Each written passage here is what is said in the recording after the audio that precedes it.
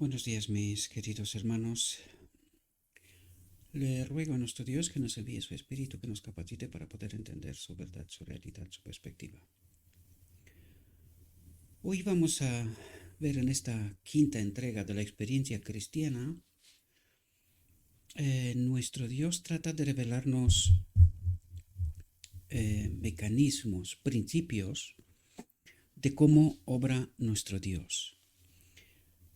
Permitirme un momento porque tengo la sensación de que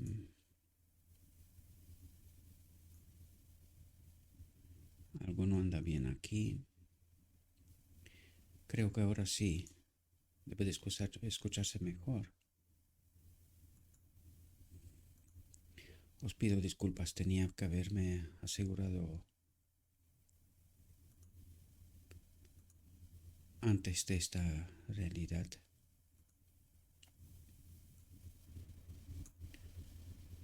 Vale, no lo sé por qué. De vez en cuando cambia la configuración aquí del audio y por eso en algunas reflexiones pues no se escucha muy bien el audio. Bueno, espero que parece ser que ahora sí que se ha arreglado y espero que se escuche bien. Bien, como decía,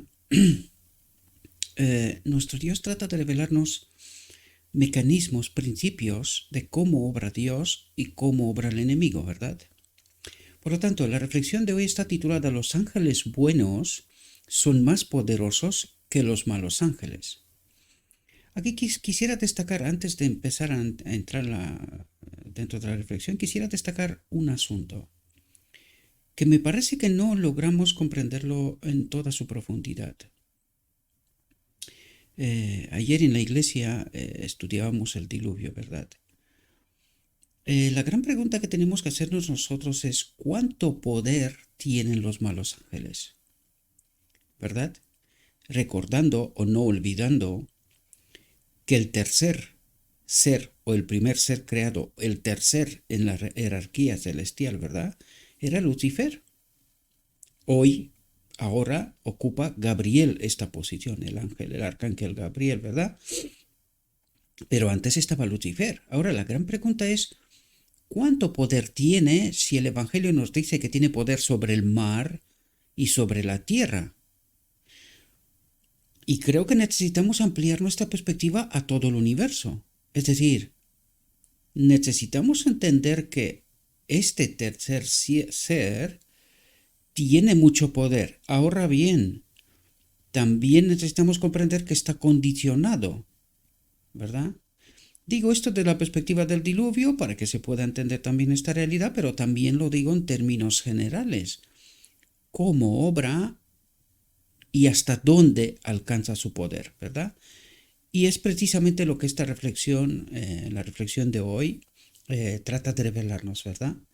Bien, entremos en nuestra reflexión. Simplemente os dije aquello porque recuerden que Dios le dio al enemigo tiempo y oportunidad para demostrar lo que este mundo que él decía que él puede ofrecer un mundo sin la presencia de Dios, sin su Espíritu en nosotros, es decir, la ley, porque esta es la ley del gobierno de Dios, su Espíritu en nosotros es la ley, es lo que trata el Evangelio de explicárnoslo una y otra vez, ¿verdad?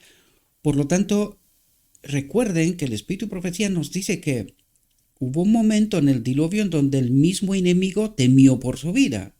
Ahora la pregunta es, si Dios le dio tiempo y oportunidad, ¿por qué temió por su vida? ¿Porque lo iba a destruir Dios? No, sino por lo que estaba pasando en la tierra, ¿verdad? Ahora, ¿él necesita pisar la tierra? No, el hecho de que estaba tanta agua, ¿verdad? ¿Le influía? Temió por su vida por el hecho de que las consecuencias de todo lo que había hecho, entendiendo los antediluvianos hasta dónde llegaron, ¿verdad? Pues temió por su vida porque se quedaba solo. Se termina el conflicto en realidad. Si se queda sin el hombre, los instrumentos a través de cual, de cual obra él, mejor dicho, se termina la controversia, ¿verdad?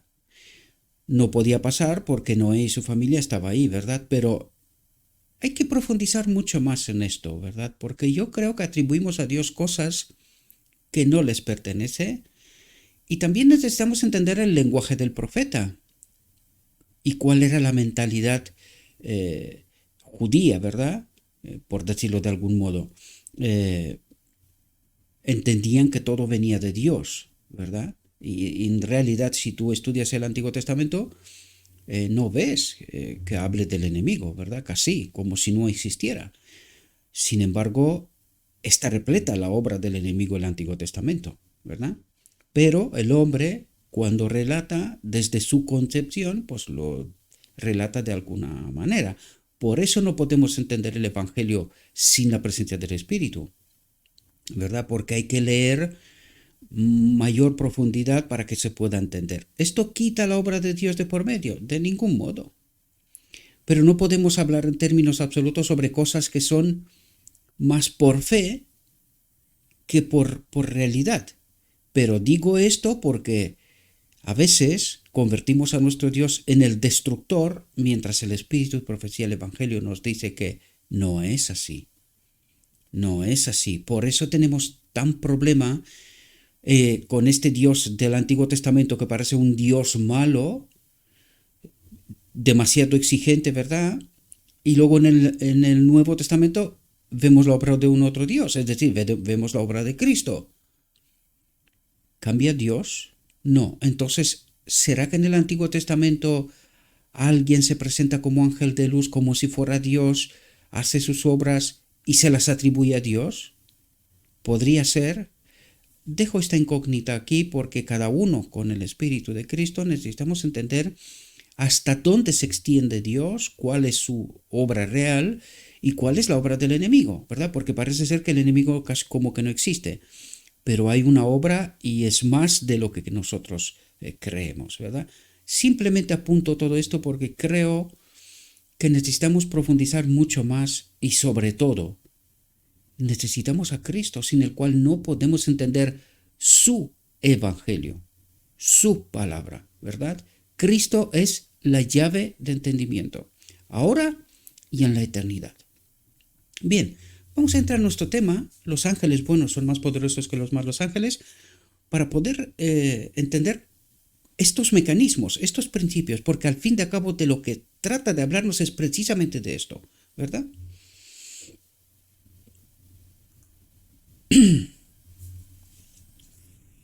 Y fijaos cómo empieza, porque trata de revelarnos precisamente estos mecanismos, estos principios de cómo obra el enemigo y cómo obra Dios, ¿verdad? Y fijaos lo que dice. Se declara expresamente que Satanás obra en los hijos de desobediencia. Necesitamos tener mucho cuidado, porque incluso en esto es la obra maestra del enemigo, es pervertir los conceptos de tal manera que estemos confundidos y no nos demos cuenta quiénes son los hijos de desobediencia. Y a veces nosotros creemos que porque estamos en la iglesia, nosotros no somos hijos de desobediencia, pero estamos santificados en toda la verdad. Esto es clave y lo vamos a entender por lo que nos dice Dios, ¿verdad?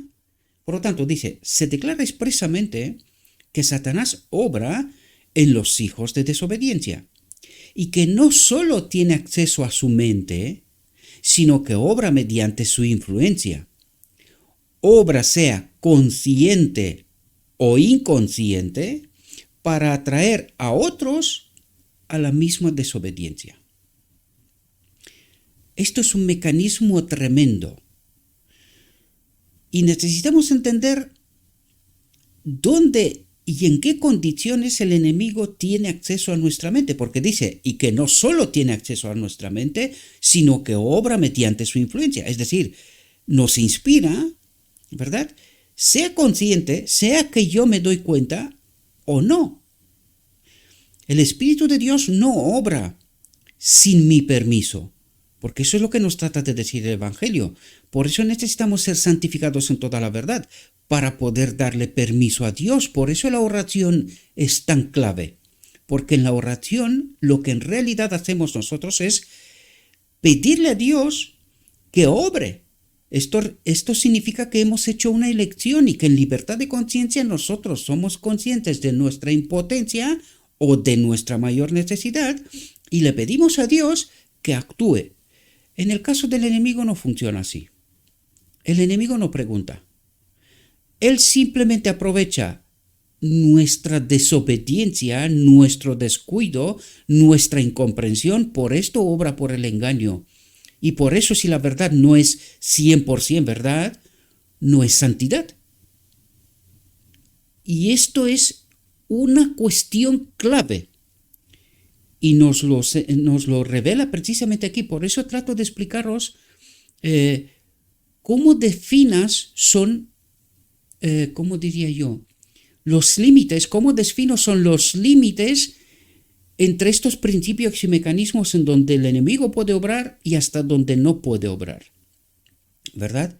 Y necesitamos entender que si no estamos en lo escrito está, santificados en toda la verdad y a través de la oración pidiendo y darle permiso a Dios que obre en nuestra vida, ¿verdad? Estas son cuestiones claves que si nosotros salimos de este marco, entonces salimos de la protección de Dios. Él no puede hacer nada. Nosotros creemos que sí, porque, claro, esta es la obra del enemigo. Pero la realidad es que Dios no puede obrar. Él no obra nunca, jamás injusticia.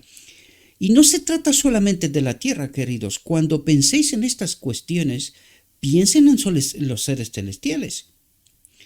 ¿Puede un presidente del gobierno, por ejemplo, y hablemoslo en términos morales reales, ¿verdad? Porque hoy se ha pervertido todo, que ya no encuentras justicia por ninguna parte, ¿verdad? Parece ser, pero no lo es, ¿no? Pero imagínense un líder que se proclama justo, pero que engaña. Pues imagínense en esta perspectiva desde los seres celestiales mirando a Dios. Recuerden que los seres celestiales están mirando el conflicto de aquí para que puedan comprender cómo obra Dios, cuáles son los límites del amor, de la justicia, lo que significa injusticia, ¿verdad? ¿Cuál es la obra del enemigo? ¿Qué significa vivir sin el Espíritu de Dios en nosotros, ¿verdad? Sin la ley, en realidad. Pues nosotros necesitamos ampliar nuestra mirada para poder entender estos mecanismos y principios en sus términos reales.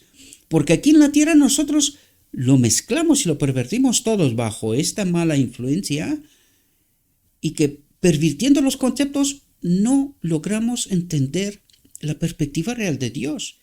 ¿Por qué somos tan limitados, tan condicionados? Precisamente por eso, porque el enemigo está tocando los fundamentos, ¿verdad? Los conceptos, de tal modo que nosotros no logremos entender. Y mientras estemos en esta incomprensión, no estamos santificados en toda la verdad, ¿verdad? Pues el enemigo obra, tiene acceso a nuestra mente. Aquí tenemos que preguntarnos, ¿no nos dicen a nosotros el templo, el santuario, ¿verdad? A través de todas sus lecciones, ¿no nos dice que en el lugar santísimo solamente entra Cristo? ¿Pero en qué condición? Cuando el templo es santo. ¿Pero qué nos dice aquí? Que Satanás obra en los hijos de desobediencia y que no solo tiene acceso a su mente, sino que obra mediante su influencia. ¿Y cómo lo hace? ¿Le permite Dios que haga esto? Pues ahí necesitamos comprender por qué Dios le permite que haga esto. Por una sola razón. Yo me salgo del marco de protección de Dios y Dios no puede obrar. Él no puede obrar injusticia. Y mientras yo elijo, por eso nos habla tanto de que nos gusta este mundo. Cuando nos gusta este mundo, en realidad estamos fuera del marco de protección de Dios. Nos reclama el enemigo, dice, no, si le gusta este mundo, no puedes hacer nada. Es mío, ¿verdad? Vamos a seguir porque en realidad de todo esto nos está hablando esta reflexión, mis queridos hermanos. Si necesitamos ampliar la mirada, tratar de entender como si fuéramos en el reino de Dios, porque para eso se nos revela todo el Evangelio, para poder comprender todos estos conceptos, principios, mecanismos, cómo obra Dios y cómo obra el enemigo. Y por eso nos dice, y vemos los escritos, está, y constantemente rechazamos creer esta realidad, pero ¿por qué nos dice no confiar en el hombre? ¿Y por qué nos dice de los líderes? ¿Y por qué el Cristo mismo le dijo a los maestros de Israel, vuestro padre es Satanás? ¿Por qué se lo dice? Porque Satanás los tenía engañados. Y a través de su influencia, y podemos ver hasta dónde llegó su influencia, a matar al príncipe de paz, a Cristo, ¿verdad? Pues, ¿tenía Cristo razón o no tenía? ¿Lo tiene hoy? ¿Esto quiere decir que todos los maestros son bajo la influencia del enemigo de Dios? No. O sí. Pero depende de cada uno de nosotros. ¿En qué marco nos colocamos? ¿Verdad? Yo ya os lo conté ayer mismo, tuve una conversación muy agradable y bastante larga con mi pastor de mi iglesia, ¿verdad? Yo no tengo ningún conflicto con él, porque aquí no estamos hablando de personas, de individuos, aquí estamos hablando de principios, de conceptos. Lo que Dios trata de revelarnos es, no puedes confiar en un hombre. ¿Por qué? Porque el hombre no sabes bajo qué espíritu está. Pedro estaba con Cristo. ¿Y hubo momentos cuando el enemigo aprovecha a Pedro para tentar a Cristo? Pues, ¿qué nos relata el Evangelio? Claro que sí, claro que sí. ¿Podía confiar Cristo en Pedro? ¿En todo momento? Pues no, porque claro, hubo momentos cuando estaba bajo inspiración. Judas, ¿qué le pasa a Judas? Judas cree que apoya y trata de forzarle la mano a Cristo para que sea el rey, lo que tanto esperaba el pueblo judío. ¿Y de quién era inspirado? Por el enemigo. Pues esto trata de explicarnos una y otra vez. Y nosotros nos negamos a aceptar una realidad. Esto significa que vamos a desmontar lo que está hecho, pero no aprovecha el mismo Dios, esta misma iglesia, para escoger su remanente del remanente, el que se santifica en toda la verdad. Pues si el mismo Dios la aprovecha, ¿qué significa esto? Estas líneas finas de entendimiento necesitamos comprender, mis queridos hermanos. Yo os lo he dicho en muchas ocasiones. Yo voy a la iglesia, yo participo de la iglesia, pero eso significa que no tenemos que presentar la verdad. Claro, necesitamos entender la verdad, toda la verdad, guste o no guste, porque nosotros necesitamos entender la perspectiva desde la perspectiva divina, lo que Dios trata de explicarnos. ¿Cuáles son los límites, los márgenes en donde estamos bajo su protección y cuando salimos de este marco? Y esto es precisamente lo que trata de explicarnos también aquí, ¿verdad? Dice, aparte que dice aquí una cosa muy, muy, muy interesante. Dice, el enemigo obra sea consciente o inconsciente. Y no hace falta que nosotros le demos permiso o decir, no, yo estoy fuera de este marco. Por los frutos los conocerás, dice Cristo. Necesitamos ver cuáles son los frutos reales según el patrón del Evangelio de lo que está ocurriendo en la iglesia, de nosotros mismos como personas, porque ¿quién es la iglesia? Nosotros somos la iglesia, no los edificios, ni instituciones, ni papeles, ni... No. Los apóstoles no tuvieron ningún tipo de papeles, el santuario menos. No es eso, queridos.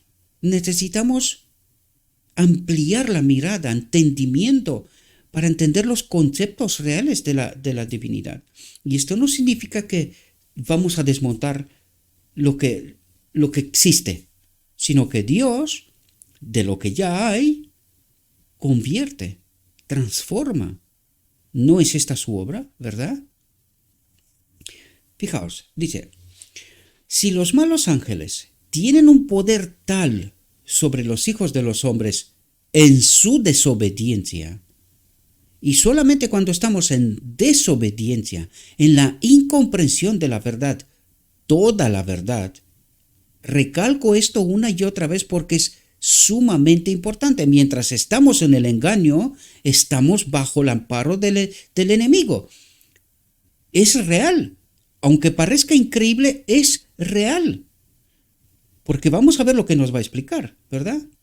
Dice, ¿cuánto mayor poder tienen los ángeles buenos sobre los que se esfuerzan por ser obedientes? Y cuando dice se esfuerzan por ser obedientes, ¿qué es lo que trata de decir? Que nosotros, nos lo ha dicho el Evangelio, y por eso estudiamos las doctrinas de Cristo, para poder entender este marco, estos principios, estos límites, márgenes, ¿verdad? Entre lo que es amor y justicia y lo que no es amor y justicia, o sea, injusticia, mejor dicho, ¿verdad? Necesitamos entender estos conceptos. Dice, se esfuerzan por ser obedientes. Se esfuerzan por decirle a Dios que no nos gusta este mundo, que queremos vivir en su reino, que confiamos en Él. Y esto es como un permiso a través de nuestra obra, a través de nuestra vida y obra también, de oración, estudio de la palabra, santificándonos, porque en realidad, ¿cómo nos santificamos? A través de la palabra. ¿Qué ocurre cuando entendemos la verdad? Nos llenamos del poder del Espíritu, porque entendemos cuál es la verdad, actuamos en consecuencia. Esto le da poder, permiso a Dios de actuar en mi vida. Y es cuando yo me coloco en este marco de protección de Dios. Él puede obrar en justicia. ¿Por qué? Porque yo he entendido la verdad, le pido que actúe en mi vida y allí el enemigo no puede hacer nada. Y no es porque lo digo yo, sino porque necesitamos entenderlo por lo escrito está, ¿verdad? Por eso os pido, estad atentos a los detalles. Porque si se nos escapan los detalles, pues eso es lo que quiere el enemigo, que no comprendamos bien los conceptos. Mientras no entendemos bien los conceptos, estamos en error, sea poquito o sea mucho. Pero ¿cuánto engaño tuvo en Edén? Poquito. ¿Contó? ¿Fue importante? Pues sí, fue importante, porque Adán ya no obedecía a Dios, ¿verdad?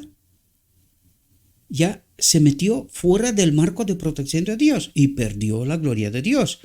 Este principio necesitamos entenderlo. Cuando salimos de la justicia, de la obediencia a Dios, pues Dios no puede hacer nada.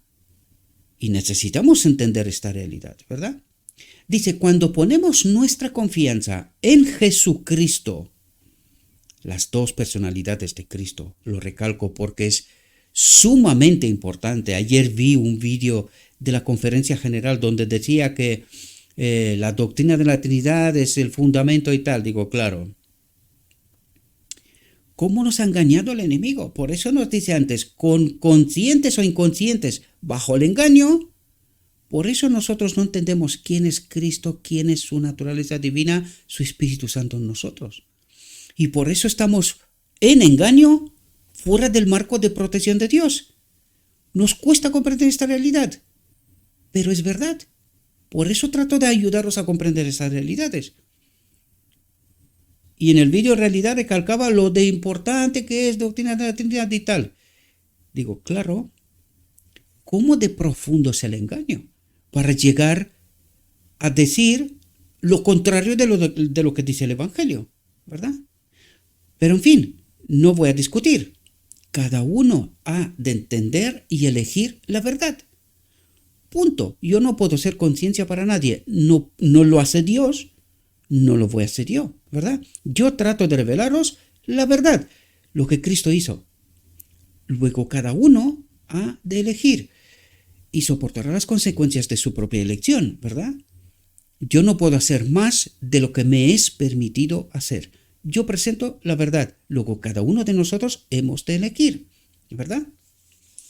Cuando ponemos nuestra confianza en Jesucristo, procediendo con obediencia para justicia, y cuando dice esto, nosotros ya entendemos que cuando habla de la justicia, habla de la presencia de Cristo en este templo, ¿verdad? De su Espíritu Santo en este templo.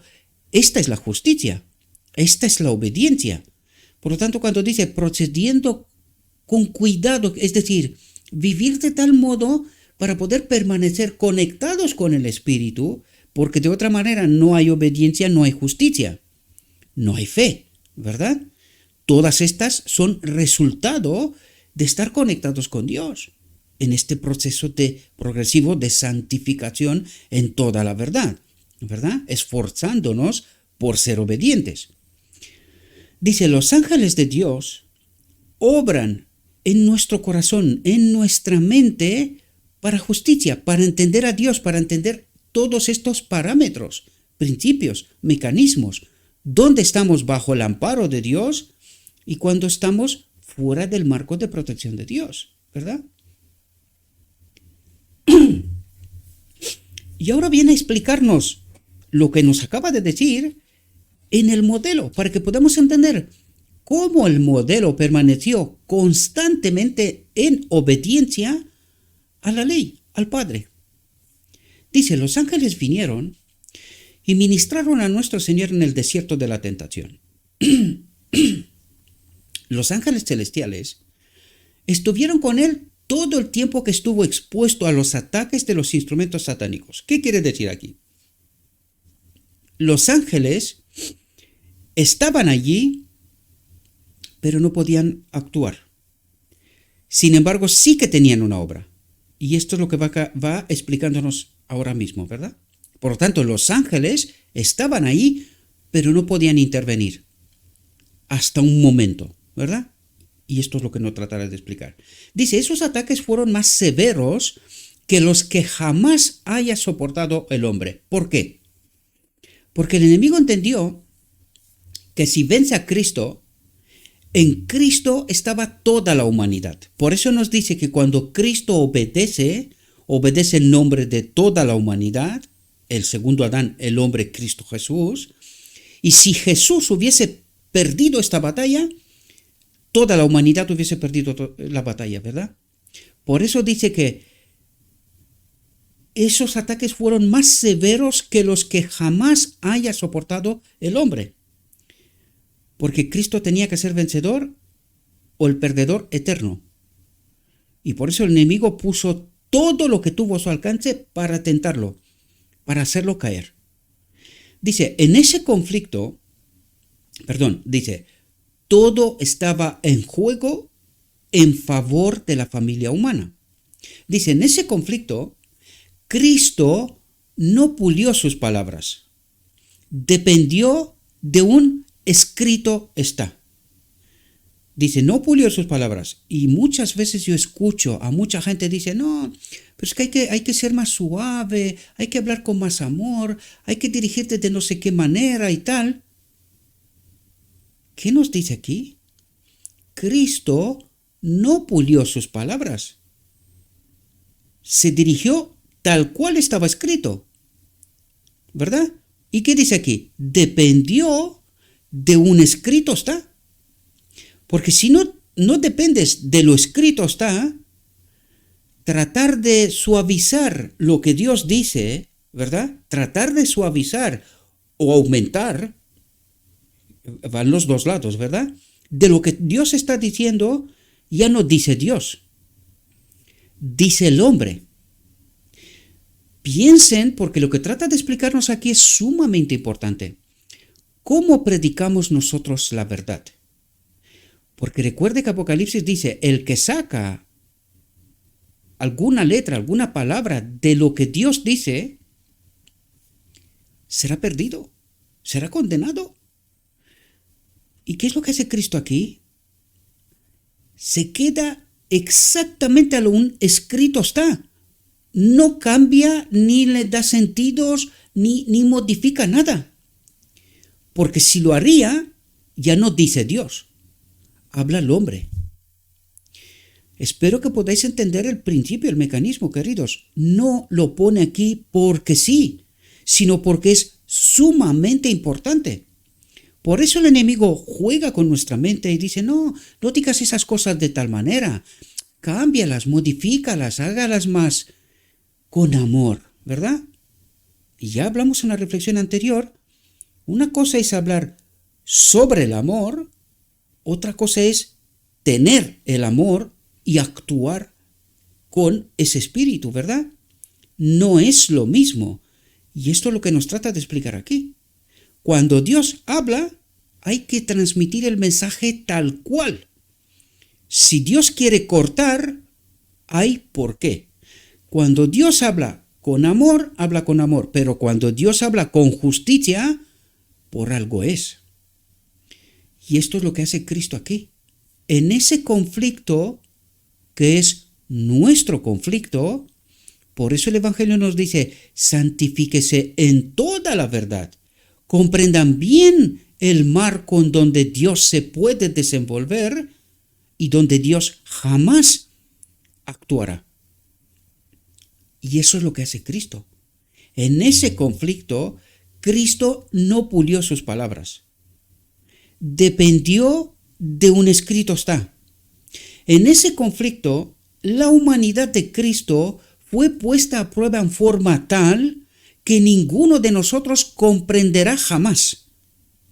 Porque para comprender esto deberíamos de ser Dios. Entender lo que estaba en juego.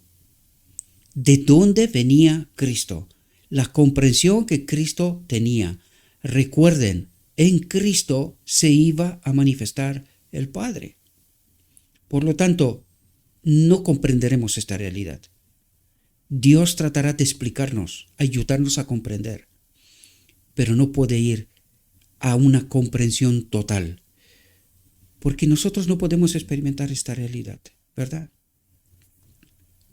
Tal como la experimentó Cristo. Quiero explicar esto porque necesitamos entender qué pasó en la encarnación, queridos. ¿De dónde venía Cristo?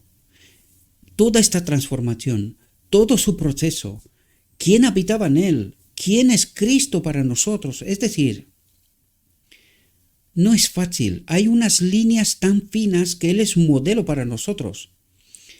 Pero al mismo tiempo en Cristo habita la plenitud de la divinidad, el Padre mismo. ¿Verdad? En ese conflicto la humanidad de Cristo fue puesta a prueba en forma tal que ninguno de nosotros comprenderá jamás. El príncipe de la vida y el príncipe de las tinieblas se encontraron en un terrible conflicto.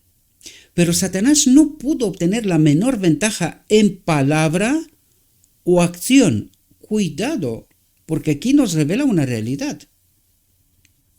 Por eso nos decía antes, Cristo no pulió sus palabras. Se quedó estrictamente a lo que estaba escrito. Lo que Dios dijo, que en realidad eran las mismas palabras de Cristo, uno igual a Dios, ¿verdad? Por lo tanto, una palabra cambiada, un concepto cambiado, una acción que no es según la voluntad de Dios, ¿puede cambiar el rumbo? Por eso os decía yo, mis queridos hermanos, que nosotros a veces tomamos decisiones, como por ejemplo la de 1963-1965, digo esta etapa, este proceso de constituir la institución, la iglesia, ¿verdad? Dios no nos pidió que hagamos esto. Dios levantó un movimiento. Esta era la iglesia, personas.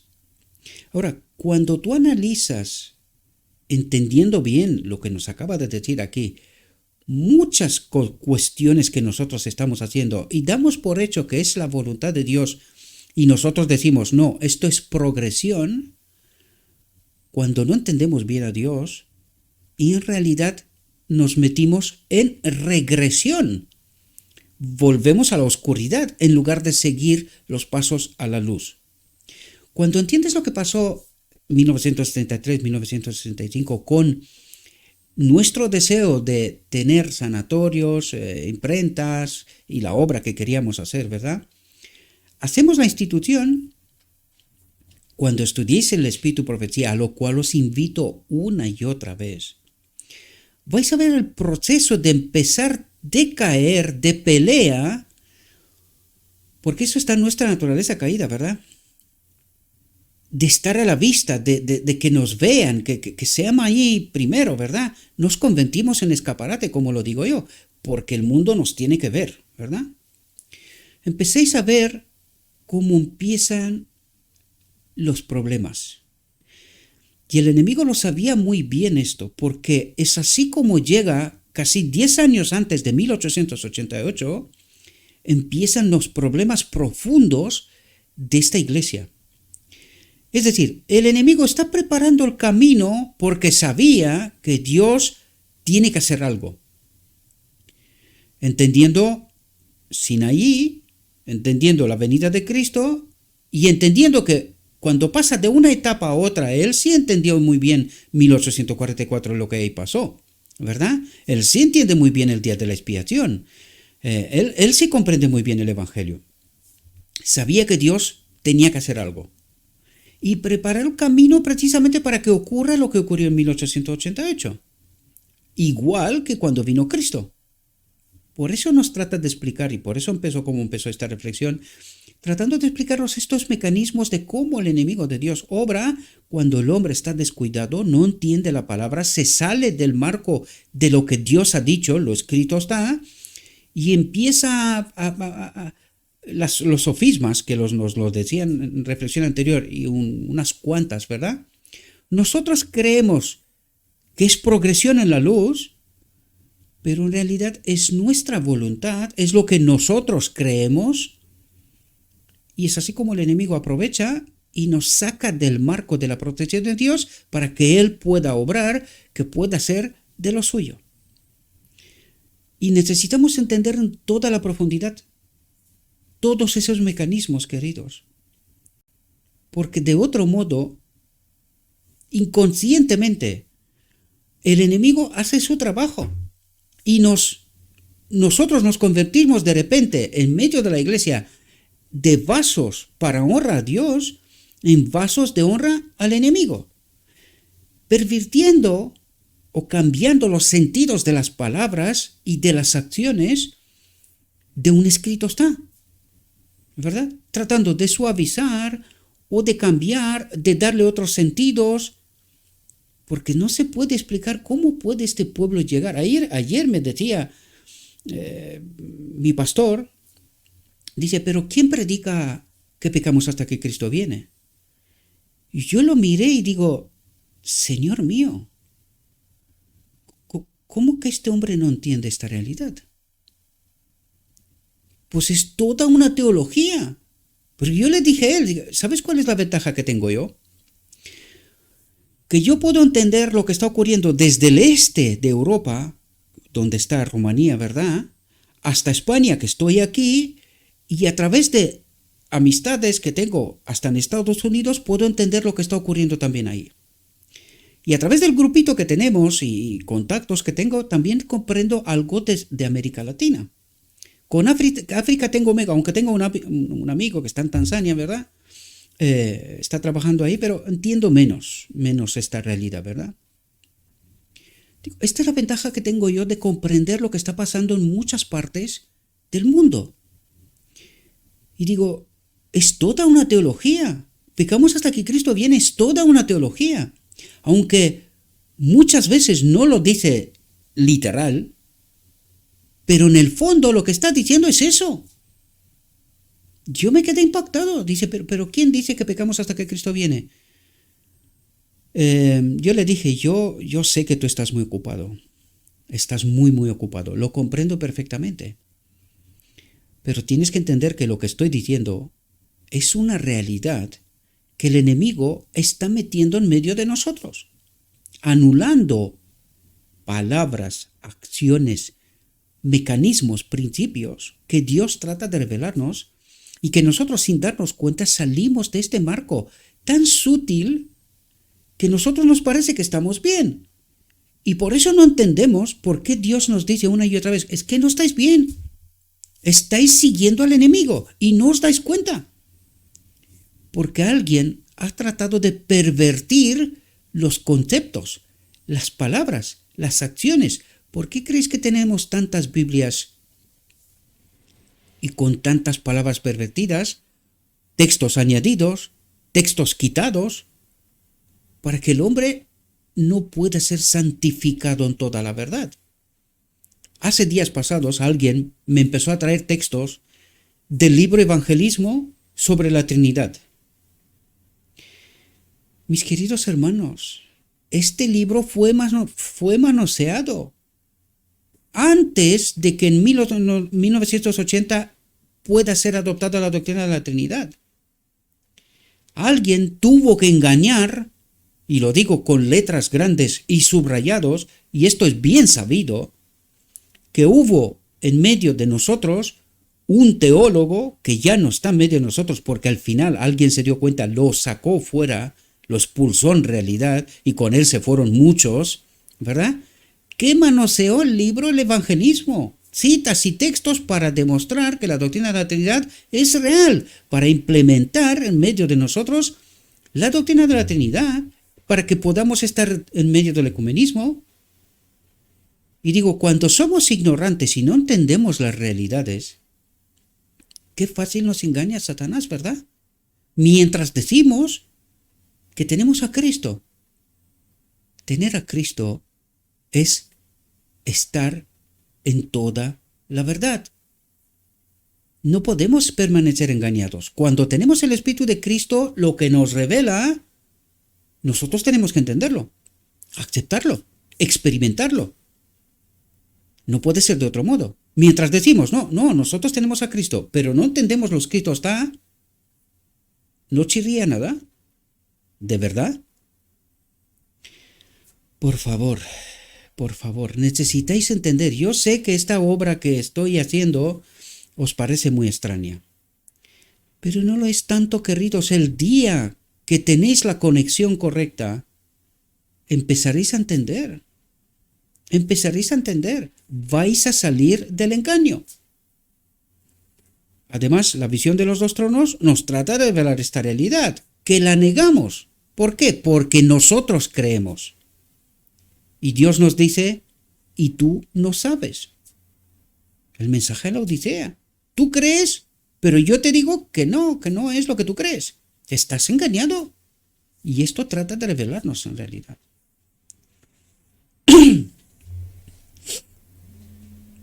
Dice, las tales fueron tentaciones verdaderas, no artificiales.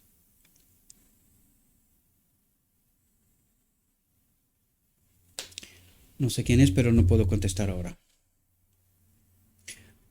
Las tales fueron tentaciones verdaderas, no artificiales. Cristo padeció siendo tentado. En aquella ocasión, ángeles del cielo estuvieron presentes y mantuvieron en alto el estandarte para que Satanás no se excediera de sus límites. Me está molestando. Me está distrayendo. Creo que tendré que dejarlo de un lado porque si no, no es difícil trabajar así, ¿verdad? En aquella ocasión, ángeles del cielo estuvieron presentes, dice, y mantuvieron en alto el estandarte, es decir, la ley, es decir, le condicionó al enemigo para que no se exceda de lo que le fue permitido, ¿verdad? Dice, para que Satanás no se excediera de sus límites y sobrepujara a la naturaleza humana de Cristo. En la última tentación, Satanás le presentó a Cristo la perspectiva de ganar todo el mundo con toda su gloria si tan solo lo adoraba a él. Y necesitamos entender las tentaciones de Cristo, mis queridos hermanos, porque en realidad lo que se revela ahí es cómo obra el enemigo, queridos. Cómo nos engaña. Nos ofrece este mundo. Háganse casas cuanto mayor y guapas, tengan mejores coches, las mejores ciudades, el mejor negocio, pero aquí. Dejan de pensar en el reino de Dios, dejan de pensar, no, este mundo tiene atracción, es atractivo, aquí se puede vivir. Esta es la tentación, queridos. Esto es lo que hace el enemigo. Se lo hizo a Cristo y lo hace a nosotros. Necesitamos entender esta profunda realidad, ¿verdad? Con toda su gloria y tan solo lo adoraba a él, que pretendía ser enviado de Dios. ¿Y cómo adoramos al enemigo? Cuando nos gusta este mundo, cuando nuestros pensamientos, proyectos y todo lo que estamos haciendo están para este mundo y no para Dios, ¿verdad? Cristo entonces debió dar una orden, debió ejercer autoridad por encima de los agentes satánicos, La divinidad, atentos, el Padre se iba a manifestar en Cristo. Fijaos lo que dice aquí. La divinidad, tratamos este tema, por eso os lo cuento así. La divinidad brilló a través de la humanidad, a través de Cristo, es decir, el Padre se manifestó a través de Cristo y Satanás fue rechazado perentoriamente. Dice, vete Satanás, dijo Cristo, porque escrito está, al Señor tu Dios adorarás y a Él solo servirás. ¿Vale? Y aquí vemos cómo utiliza lo escrito está. Lo escrito está, ¿verdad? Dice, fue suficiente. Satanás no pudo ir más adelante. Dice, ángeles sirvieron al Salvador. Ángeles le trajeron el alimento. ¿Cuándo pudieron los ángeles intervenir? Cuando Cristo se sometió por completo a Dios. Por completo, recuerden, una sola palabra, una sola acción fuera del marco de lo escrito está, le hubiese hecho perder la batalla. Él es el modelo. Nos tiene que servir a nosotros. ¿Cuándo tuvieron los ángeles permiso para actuar? Y el marco de hasta dónde pudo ir el enemigo, lo vimos antes, ¿verdad? Cuando Cristo obedeció, le dijo al enemigo, fuera. Cuando Cristo obedeció, pudieron intervenir los ángeles. ¿Entendemos el mecanismo? Dice, ninguna mente humana puede comprender la rudeza de ese conflicto. Estaban en juego el bienestar de toda la familia humana y de Cristo mismo. Una concesión de parte de Cristo, una palabra de concesión, ¿entendemos lo que está diciendo? Y el mundo hubiera sido demandado por Satanás como suyo. Una palabra dice. ¿Entendemos cómo es esa batalla, queridos? ¿Entendemos el conflicto en toda su profundidad? Cuando nosotros entendemos este mecanismo, ahora podemos entender por qué Dios dice todas esas cosas, que yo las expreso verbalmente, ¿verdad? Pero que es la obra de Cristo. ¿Qué dijo antes aquí? Fijaos. Perdón. Atentos. Dice, la divinidad, el Padre, la divinidad brilló a través de la humanidad, a través de Cristo. Y Satanás fue rechazado perentoriamente. Pero atentos, ¿quién pronuncia la palabra? ¿Y de quién es la obra? El Padre se manifiesta a través de Cristo. Cristo dice palabra, oída, vete Satanás, pero ¿quién habla? El Padre, ¿verdad? Vete Satanás, porque escrito está, al Señor tu Dios adorarás y a Él solo servirás. ¿Quién se manifiesta en Cristo? Pero ¿quién pronuncia la palabra? Es Cristo. ¿Pero de quién es la obra? De Dios. ¿Entendemos nosotros este principio? Porque no entendemos bien este principio, queridos. Por eso miramos mal, entendemos mal las cosas. ¿Verdad? Y luego algunos vienen y me preguntan, ¿quién soy yo? Gabriel. ¿De quién es la obra? ¿Qué nos cuenta el Evangelio? Pues necesitamos entender estos principios, pero estos principios no funcionan solo conmigo. Ha de funcionar con todos nosotros, porque es el principio del reino de Dios. Pero como no lo entendemos, alguien ha cambiado los conceptos, alguien nos ha contaminado el Evangelio para que nosotros precisamente no entendamos esta realidad, porque esta es una realidad del reino de Dios. Acuérdese cuando el enemigo dice, no somos libres, porque Dios hace lo que quiere con nosotros y en nosotros. ¿Cómo de finas son estas líneas? ¿Cuánto necesitamos entender cómo obra Dios? Y cuándo sí y cuándo no puede obrar. Por eso necesitamos entender estas líneas finas, queridos. Yo sé que no es fácil. Y no es fácil por una sola razón. Cristo ha de habitar en este templo. Sin Él, ni entendemos, ni experimentamos, ni vivimos. Y tampoco seremos salvos. Porque eso es lo que nos está diciendo el día de la expiación una y otra vez. Es la obra total y completa de Cristo. Y nosotros solo tenemos que darle permiso de actuar en nuestra vida, de transformarnos, de santificarnos, de prepararnos para el encuentro con Él. Estaba en juego el bienestar de toda la familia humana y de Cristo mismo, dice, y de Cristo mismo. A nosotros no se nos ocurre, pero ¿qué hubiese pasado si Cristo hubiese pecado? Se hubiese quedado aquí, queridos.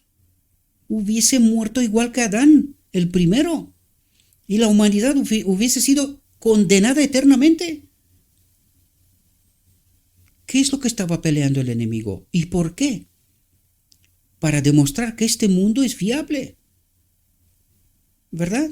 Y Dios no hubiese podido hacer nada. No podía haber hecho nada. De repente nos encontramos con un conflicto eterno que no hay modo. Dios no tenía otro sacrificio. Nosotros no entendemos estas realidades. ¿Qué estaba en juego en todo este conflicto? Una concesión de parte de Cristo, una palabra de concesión, y el mundo hubiera sido demandado por Satanás como suyo, dice. ¿Para cuánto tiempo? Os lo acabo de decir. Eternamente, queridos. Así suponía él, el príncipe de la potestad de las tinieblas, que comenzaría su gobierno. ¿Entendéis la realidad? Dice, apareció ante Cristo un ángel del cielo, pues el conflicto había terminado. El poder humano estuvo a punto de fracasar. Dice, el poder humano estuvo a punto de fracasar. ¿Cómo estuvo este conflicto? ¿Cómo estuvo estas tentaciones, verdad? Pero todo el cielo cantó el himno de victoria eterna. ¿Entendéis cuál es nuestra lucha también, queridos? ¿Entendéis los mecanismos, cómo obra el enemigo, cómo nos engaña y cómo de fácil podemos salir del marco de protección de nuestro Dios? Eso trata de revelarnos y necesitamos comprenderlo. De otro modo seremos engañados, ¿verdad? Dice, en sus conflictos con Satanás, la familia humana, dice, dispone de toda la ayuda que tuvo Cristo. Pero nosotros no le creemos. Y por eso digo yo, nosotros creemos a un otro Cristo que nos engaña, pero no creemos a este Cristo. Porque Dios nos dice, viene a nosotros ahora y nos explica nuestra realidad. Dice, en sus conflictos con Satanás, la familia humana dispone de toda la ayuda que tuvo Cristo. ¿Y cómo llegamos a la conclusión de que pecamos hasta que Cristo viene? Que no podemos. Es decir, no vemos la solución de Dios con nosotros en el día de la expiación, queridos. Porque el enemigo nos trató de engañarnos. ¿Quién es el Espíritu Santo? Lo convirtió en un otro Dios. Y no entendemos que es la naturaleza divina de Cristo, de la cual se despoja para que nos la dé a nosotros. Y engañándonos, nosotros no entendemos esta realidad. ¿Quién es esta ayuda de cual dispuso Cristo? Y nosotros también la tenemos a nuestra disposición. Entonces, si la tenemos a nuestra disposición, ¿cómo hemos llegado a la conclusión de que pecamos hasta que Cristo viene? Porque no vemos su obra en nuestra vida. ¿Y por qué no vemos su obra en nuestra vida? Buenas preguntas a las cuales necesitamos comprender y contestar, queridos. Por eso digo lo que digo una y otra vez, porque necesitamos entender esta realidad. Si no estamos en lo escrito está, tal como lo revela Dios, y el enemigo nos ha empujado en la doctrina de la Trinidad, por eso os digo yo que es tan importante, porque está anulando la obra de Cristo. Y si Cristo no está en mi vida, no puede actuar, ¿quién parece ser, pero no lo es? Un ángel de luz, lo mismo como se presentó a Cristo, se presentó como un ángel de luz, pareciendo ser lo que no era. Utilizando lo escrito está, pero pervertido, ¿verdad? Pues esto mismo hace con nosotros. Y nosotros nos negamos a entender esta realidad, ¿verdad? Pero sabe el enemigo cómo obrar, ¿verdad? Para que no nos lo acabemos de creer que la familia humana dispone de toda la ayuda, dice, toda la ayuda que tuvo Cristo. No necesitamos ser vencidos, dice. ¿Y por qué no entendemos? Yo prediqué esta realidad, la prediqué años atrás en mi propia iglesia. Y se volvieron locos. No puede ser, no, esto no es posible. ¿Por qué no es posible? ¿A qué Cristo creemos nosotros? ¿Quién es nuestro modelo? ¿Entendéis la sutileza de no entender a Dios? De escuchar al hombre que nos predique sus tesis, sus teorías, sus sofismas. ¿Entendemos por qué tanto mensaje de advertencia por parte de Dios? Porque nosotros estamos bajo engaño y no lo vemos. Es justo el mensaje dirigido de la Odisea, a la iglesia de la Odisea. Tú crees, pero Dios nos dice, no sabes, no te das cuenta. Dice, podemos ser más que vencedores mediante aquel. ¿Quién es el aquel? ¿Cómo obra Dios en nosotros? A través del Espíritu Santo. ¿Y quién es el aquel? Mediante aquel que nos ha amado y ha dado su vida por nosotros. ¿Quién es el Espíritu Santo, queridos? Y esto necesitamos entender. Allí reside el engaño magistral del enemigo, de no darnos cuenta quién es el Espíritu Santo. Y al no entender quién es el Espíritu Santo, rechazar esta idea, aceptar un otro Dios, un tercer Dios, no nos damos cuenta que este tercer Dios, el tercero en la orden celestial, era el primer ser creado, Lucifer. ¿Y quién es este tercer Dios para nosotros? El enemigo trata de suplantarse a él mismo. Por eso en la visión de los dos tronos dice, nosotros pedimos, Padre, danos tu Espíritu. ¿Y quién interviene? ¿Quién envía el Espíritu? El enemigo. ¿Por qué? Porque nosotros no creemos a este Cristo. No entendemos quién es el Espíritu Santo. Por eso no puede obrar en nuestra vida. Porque nosotros creemos otra cosa. Y esta otra cosa es el engaño del enemigo. Nosotros, igual que en Edén, le creemos a él porque se parece tanto a la verdad. Y Dios no puede obrar. Por ahí empezó, explicándonos precisamente este principio, ¿verdad? Dice, habéis sido comprados por precio. ¿Qué precio? El uno igual a Dios se despoja de sí mismo, de su vida, y nos la da a nosotros.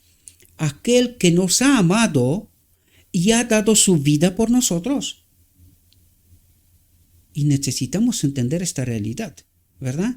Porque también nos ha pervertido lo que es la cruz en realidad. Es importante, sí, no podemos anular la cruz, es un momento importantísimo.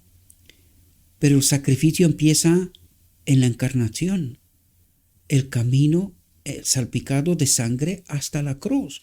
Y el sacrificio empieza la encarnación con este uno igual a Dios, se despoja de sí mismo, esta vida nos la envía a nosotros y él, el hombre, Cristo Jesús, se va hasta la cruz. Por eso es tan importante para nosotros. Dice, ¿y qué precio? En su humanidad, ¿quién es Cristo? En su humanidad, el Hijo de Dios luchó con las mismísimas terribles y aparentemente abrumadoras tentaciones que asaltan al hombre. Tentaciones a complacer el apetito. Aquí nos revela cómo nos engaña el enemigo. Tentaciones a complacer el apetito, a aventurarse atrevidamente donde Dios no nos conduce. Por eso os hablo de 63, 65 y otras cosas que nosotros creímos que hacemos con y en nombre de Dios, pero nos engañamos. Cometimos errores. La sierva lo revela en lo escrito está, pero nos negamos. Por eso no la quieren tanto, porque ella revela el engaño. Y los maestros, por eso no hablan de 1888, porque entonces tendrían que poner las cosas en su sitio. Y esto demostraría que su posición, esta institución tal como está organizada hoy, no es la de los pioneros, ¿verdad? Por eso algún teólogo decía, si los pioneros hoy quisieran adherir a esta iglesia, serían expulsados por lo que creían. Entonces, la verdad que creemos hoy es la misma verdad de los pioneros, bajo ningún concepto. Bajo ningún concepto. Y necesitamos estudiar, tratar de entender. Por eso rechazamos hoy cuando os trato de decir la verdad, porque no entendemos de dónde hemos caído, ¿verdad? Tentaciones a complacer el apetito, a aventurarse atrevidamente donde Dios no nos conduce y a adorar al Dios de este mundo. Y no nos preguntamos, pero ¿por qué nos dice Dios que nosotros adoramos al Dios de este mundo? ¿Por qué? Si nosotros estamos en la iglesia, si nosotros le obedecemos, ¿estamos puliendo las palabras o utilizamos escrito está, tal cual? Y esto necesitamos entender, porque es allí donde el enemigo, pervirtiendo los conceptos, nos ha llevado donde nos ha llevado. A aventurarse atrevidamente donde Dios no nos conduce, ¿verdad? A sacrificar una eternidad de bienaventuranza por los placeres fascinadores de esta vida. Porque el enemigo nos ha convencido, este mundo vale la pena. Y por eso peleamos por este mundo, por eso rechazamos cuando Dios nos dice, ¿no entendéis que si os gusta este mundo os vais a quedar aquí? Yo no puedo, aunque riendo, no os puedo justificar. ¿Cómo vas a querer tú estar en mi reino cuando tú estás construyéndolo todo aquí? Tú estás invirtiéndolo todo aquí. Y no entiendes que has de sacrificar esta vida para ganar la eterna. Si no entiendes esta realidad, ni Dios puede hacer nada. Nosotros creemos que sí, pero una vez más digo, ¿a quién estamos escuchando? Dios dice, tú crees en el mensaje de la Odisea, pero yo te digo que estás engañado. Y no quieres comprender. Tú sigues en las tuyas, lo mismo que los judíos. ¿Y qué hicieron? ¿Mataron a Cristo? ¿Al príncipe de paz? Dice, cada uno será tentado, pero declara la palabra que no seremos tentados más allá de lo que podamos soportar. Podemos resistir y vencer al astuto enemigo, cosa que nosotros no lo tenemos claro. No lo tenemos claro. Si no lo tenemos claro, ¿tenemos a Cristo? ¿Obra así Dios en confusión? Necesitamos entender los principios, que es justo lo que trata de ayudarnos a comprender la realidad, la perspectiva de Dios, ¿verdad? Dice, un cielo que ganar. Cada alma tiene un cielo que ganar y un infierno que evitar. Y los seres angelicales siempre están dispuestos a venir en ayuda del alma probada y tentada. Él, el Hijo del Dios infinito, soportó la prueba y la aflicción en nuestro lugar. Pero cuidado, porque hasta esto lo ha pervertido el enemigo. Dice, no, Cristo ha obedecido por mí y yo soy salvo y yo puedo vivir de cualquier manera, ¿verdad? Es falso, queridos, es falso. Él ganó la posición del segundo Adán y nos demostró que nosotros podemos seguirlos. Por eso Cristo decía una y otra vez, déjalo todo y sígame. Deja este mundo y ven, sacrifícate en este mundo y ven conmigo en la eternidad. Y esto lo decía una y otra vez. Pero el enemigo hasta en esto nos ha engañado, ¿verdad? Dice, delante de cada alma se levanta vividamente la cruz del Calvario. Cuando sean juzgados los casos de todos, y ellos, los perdidos, yo no he añadido nada, está en original, ¿verdad? Sean entregados para sufrir por haber desdeñado a Dios, por no haber tomado en cuenta el honor divino, y por su desobediencia, nadie tendrá una excusa, nadie necesita haber perecido. Porque hemos vivido para este mundo glorificándonos a nosotros, al enemigo, en realidad, porque el enemigo fue el que dijo que este mundo vale la pena, ¿verdad? Y así somos perdidos, porque no entendimos a Dios. Dependió de su propia elección quién habría de ser su príncipe, Cristo o Satanás. ¿Por qué no viene Cristo? ¿De quién depende todo esto?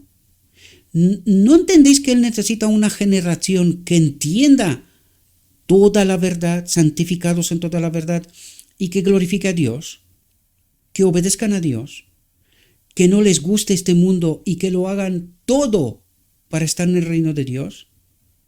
Esto espera Dios. Y el profeso pueblo de Dios permanece engañado, no comprende. Toda la ayuda que recibió Cristo la puede recibir cada hombre en la gran prueba. La cruz se levanta como una promesa de que nadie necesita perderse, de que se da abundante ayuda para cada alma. Podemos vencer a los mismos agentes satánicos, dice, o podemos unirnos con los poderes que procuran contrarrestar la obra de Dios en nuestro mundo. Y deberíamos de preguntarnos, ¿estamos haciendo de verdad la obra de Dios?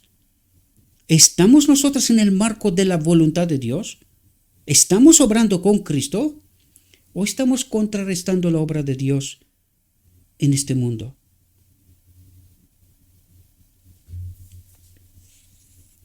Dice, tenemos a un abogado que intercede en nuestro favor. El Espíritu Santo está continuamente contemplando nuestra conducta. Necesitamos ahora percepción aguda para que por nuestra piedad práctica la verdad pueda ser hecha aparecer verdad. ¿Entendéis dónde está la clave? Dice, necesitamos ahora percepción aguda, estar muy finos, ¿verdad? Para que por nuestra piedad práctica, glorificando a Dios, viviendo en obediencia, dice, la verdad pueda ser hecha aparecer verdad. ¿Cómo es? Como es en Jesús, dice. La verdad como es en Jesús. Su espíritu en nosotros, ¿verdad? Los agentes angélicos son mensajeros del cielo que ascienden y descienden realmente, manteniendo a la tierra en constante relación con el cielo. Esos mensajeros angélicos están observando todo nuestro proceder. Están listos para ayudar a todos en sus debilidades, preservando a todos de los peligros morales y físicos de acuerdo con la providencia de Dios. Y doquiera las almas, atentos la clave y el condicionante, y doquiera las almas se someten a la influencia suavizadora y enternecedora del Espíritu de Dios, mediante esa ministración de los ángeles, hay gozo en el cielo, el Señor mismo se regocija con cánticos. Dios es glorificado. Y esto es lo que espera Dios de nosotros. Una generación que comprenda esta realidad. Los hombres, dice, se adjudican demasiada gloria a sí mismos. Dice, es la obra de los instrumentos celestiales que cooperan con los instrumentos humanos de acuerdo con el plan de Dios. De acuerdo con el plan de Dios, lo que da como resultado la conversión y la santificación del carácter humano. No podemos ver y no podríamos soportar la gloria del ministerio angelical si su gloria no estuviera velada en consideración a la debilidad de nuestra naturaleza humana. No soportaríamos ni un ángel, y el Evangelio nos revela. Cada vez que aparece un ángel, el hombre se cae como muerto, ¿verdad? Dice, el resplandor de la gloria celestial, como se ven los ángeles de luz, extinguiría a los mortales de esta tierra, extinguiría la de un ángel, dice. Los ángeles actúan sobre las mentes humanas en la medida en que ellas se entregan a su cuidado. Por lo tanto, si nosotros no entendemos la verdad, si nosotros no le permitimos a Dios que haga su obra en nosotros, ¿obran los ángeles? ¿Obra Dios? ¿Entendéis que Dios está condicionado? ¿Que Dios no puede obrar como obra el enemigo? Él, sin permiso, no puede obrar. Y esto es clave. evocan preciosos recuerdos renovados ante la mente, así como lo hicieron con las mujeres que estuvieron en torno del sepulcro. Dice, en el plan organizado por el cielo, hay instrumentos adecuados para la renovación de nuestra naturaleza, dice. Hay instrumentos adecuados para la renovación de nuestra naturaleza, la palabra y el espíritu, ¿verdad? Que producen obediencia para Dios en los hijos de desobediencia. Los seres celestiales son concedidos como guardianes de todos los que trabajan en los caminos de Dios y sigan sus planes. Con ferviente y contrita oración, podemos pedir que los instrumentos celestiales estén a nuestro lado. Ejércitos invisibles de luz y poder trabajarán con los mansos y humildes. Dice, ejércitos invisibles de luz y poder trabajarán con los mansos y humildes, los obedientes, ¿verdad? Los ángeles buscan cooperación. Dice, Satanás usa instrumentos humanos para colocar a las almas bajo el poder de la tentación.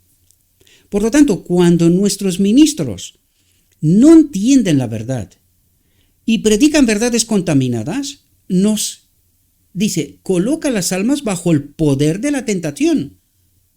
Estamos obrando mal, porque se nos predica un mal evangelio. No entendemos cuál es la real voluntad de Dios, según el plan de Dios, ¿verdad? Pero los ángeles de Dios buscan instrumentos humanos mediante los cuales pueda cooperar para salvar a los tentados. ¿Qué hacen los ángeles de Dios? Dice, buscan instrumentos humanos mediante los cuales puedan cooperar para salvar a los tentados.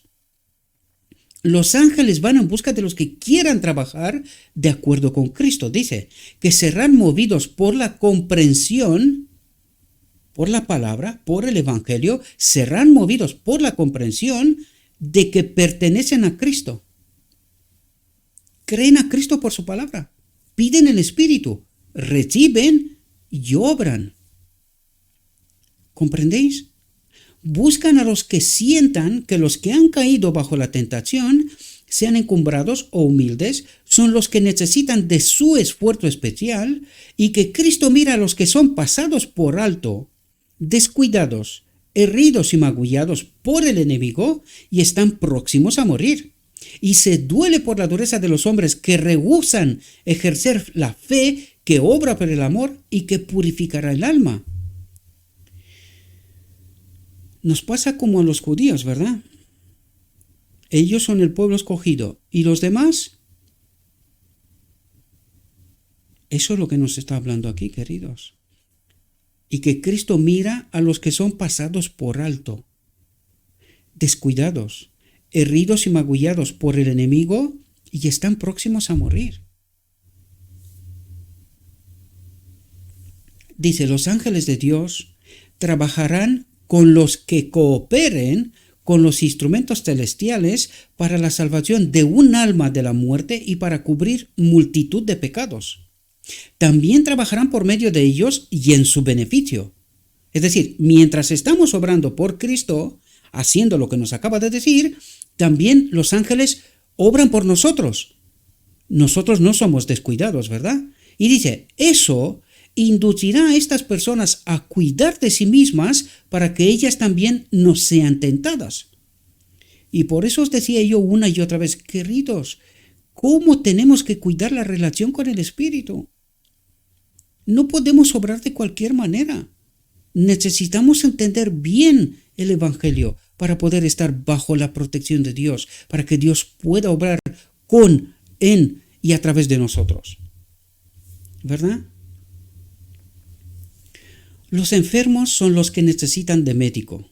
Dice, los enfermos son los que necesitan de médico, no los que están sanos, los que creen tener la verdad, los que creen tener a Cristo. Cuando usted trabaja por los que no tienen necesidad, atentos a lo que dice aquí, y no se preocupa de aquellos que serían bendecidos por sus palabras y acciones, usted está formando un carácter que no es semejante al de Cristo. No será salvo. Esto es clave. Nosotros obramos y casi todo lo que hacemos es dentro de la iglesia. Para los que creen que son sanos. ¿Entendéis lo que nos está diciendo? Fijaos lo que dice. Los enfermos son los que necesitan de médico, de Cristo. Él es el gran médico, de la verdad, ¿verdad? Dice, no los que están sanos, que están en la iglesia, que creen tener la verdad, que creen servir a Cristo, ¿verdad? Dice, cuando usted trabaja por los que no tienen necesidad, ¿cuál es el mensaje de la Odisea? Y no se preocupa de aquellos que serían bendecidos por sus palabras y acciones, y no vamos a predicar allí donde realmente es necesario, donde la gente estaría más que deseosa de entender estas verdades y recibir al gran médico para ser curados, santificados, purificados, ¿verdad? Dice, usted está formando un carácter que no es semejante al de Cristo. ¿En la iglesia? Porque estamos trabajando para los que son sanos y nos hemos olvidado de la gran comisión, de predicar la verdad. Y nosotros creemos que el fin de semana vamos a la iglesia, adoramos a Cristo y luego ya cada día del resto de la semana pues hacemos lo que nos toca. ¿Y esta es la adoración que espera Dios de nosotros? ¿Qué nos dijo en la reflexión anterior? El verdadero sacrificio es traer almas para Cristo. Este es el sacrificio adorable para Él. Y no está trabajando para los que son sanos. Y ahora cuando piensas en el liderazgo de la iglesia, ¿por qué fue creado? ¿Por qué se cambió lo que hicieron los pioneros? ¿Por qué se estaban preparando a los ancianos de iglesia, a los líderes, para salir a predicar la palabra fuera, no dentro, ¿verdad? ¿Y qué está ocurriendo hoy? Están dentro, no fuera, ¿verdad? Para eso está esta nueva institución y esta nueva filosofía, ¿verdad? Y nosotros no queremos entender esta realidad. Y usted está formando un carácter que no es semejante al de Cristo. No va buscando a la oveja perdida. Está trabajando para los que están en casa y que creen tener a Cristo, pero que en realidad están engañados. No aceptan el Evangelio de Cristo, el verdadero, ¿verdad? Espero, mis queridos hermanos, que esta reflexión nos pueda servir. Os ruego, como siempre, id al origen. Traten de entender por vosotros mismos. Pidan a Dios que os envíe el Espíritu Santo y que podáis entender su verdad, su realidad, su perspectiva. Y que entendiendo esto, hagan cada uno de vosotros su elección. Os deseo, mis queridos hermanos, que tengáis un próspero día y en todo lo que os he dicho, os lo he dicho en nombre de Cristo Jesús. Amén.